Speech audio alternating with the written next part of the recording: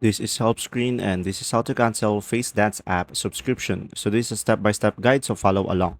So guys, first thing that you need to do is go to your device settings.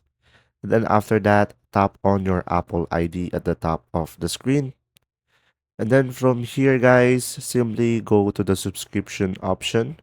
And once you tap on it guys, you will get a list of all of your active subscription, and underneath as well you will see the expired ones, and also over here you will see dates for when the next payment is due to be taken from your account. Now guys, tap on Face Dance app on the active subscription, and in there you will have an option to cancel a subscription at the bottom of the screen. Simply tap on it and a pop-up will come guys, and just a tap on confirm cancellation, and then from there guys you will not be charged anymore. If this video was helpful, please like and subscribe, and thanks for watching guys. See ya.